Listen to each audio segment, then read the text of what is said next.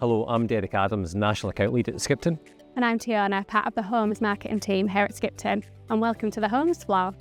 The homes business has three priorities: helping people have a home, creating outstanding customer experiences, and championing the intermediary market. And on the Homes Floor, we have colleagues and teams whose role it is to support you as a broker so that you can enable your client to achieve their first home. And in this video, we'll be introducing you to some of the colleagues whose team play a key part in the journey here, from the mortgage product team through to completions. And we hope that this insight into the roles that they do allow you as a broker to see the service that you can get, and just as importantly, the experience that you and your client will achieve, and hopefully trust us with your mortgage application. So Emma, you're from our products team here at Skipton.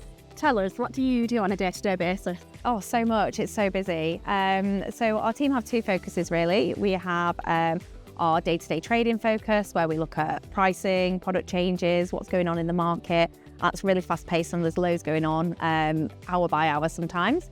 And then we have the proposition side of our team, where we will come up with new product development ideas, propositional stuff, really to help people into their houses and unlock their housing potential. So how much does the intermediary market shape what you do? Oh, massively. Most of our business comes from the intermediary market, so we need to make sure that we listen.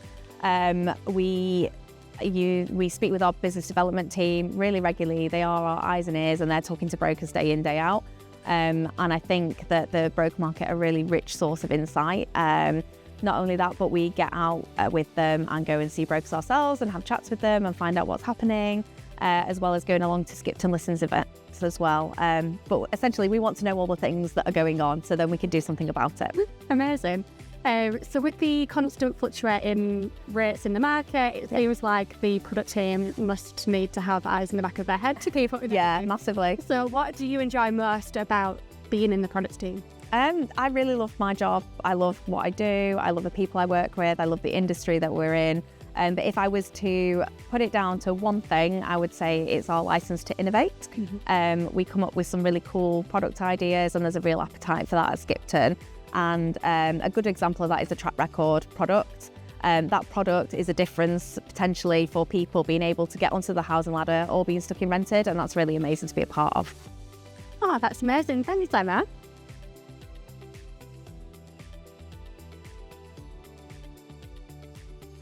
So Victoria, you work in broker support? I do. Yeah, and I'd imagine for a lot of brokers, you're the first point of contact when they come through to Skipton. So describe us a typical day on the phones.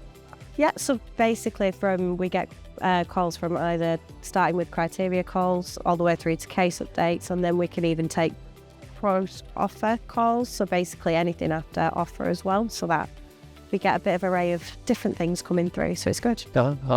And I get a lot of feedback when I'm out and about that when they phone Skipton, it feels like that you're not timed on the call. Is that the case? So no, we're not timed on the call, so we can spend as much time as we're needed to go through anything when we are speaking to our brokers. So it makes a lot of difference, I think, because it takes that pressure off from us. So if we need to sit there while they're putting through a full application and they just want us to be there for the whole process, we can quite happily sit there for that process. So it just makes it a little bit of a better journey for everyone. So. Right, okay.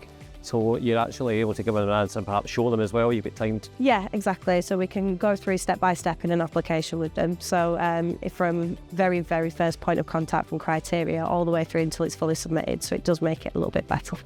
Yeah.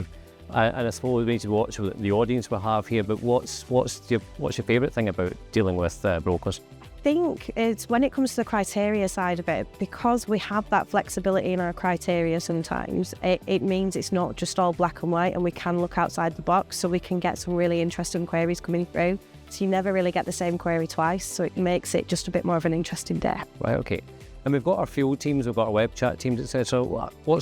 What's the sort of connection with the teams? How does a broker get the best out of dealing with the different channels we have? I think with calls especially, it's making sure that we are constantly questioning. So we want to see the whole case and the whole journey. We don't just want to be getting yes and no answers. We want to see everything. So we do spend a lot of time questioning on phone calls. So it's just being prepared for us to ask those questions. So a bit of a plea for those watching would be try and give as much information as possible about. Yeah, so I think it's just so we can make it their journey a little bit easier. So if they get anything a little bit quirky that the system may not like, we can tell them how exactly it needs to be put in our system so it doesn't pull up those error messages for them. So. Fabulous. Well, thanks for your time. Thank you. Hi Nick, so you are from our web chat team. Yes. So we often hear that brokers might avoid using web chat because they're worried that the bot won't understand what they are trying to ask. Yes. So there are no bots, it's us, people. We're all experienced members of the broker team. So no bots, just us chatting with you. Right. What are some of the typical conversations you might have on the web chat?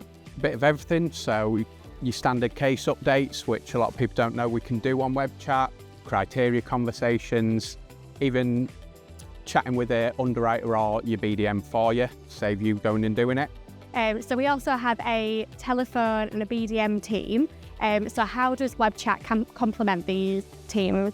So we can work closely with our BDM and underwriting team. So we are available longer. So we're available from 8 a.m. Monday to Friday, as well as being open on Saturdays. So sometimes broker will have a little bit to finish up on a Saturday. That's what we're there to help with. Absolutely. And for the brokers watching today, what are some of the things that the web chat team can help them with?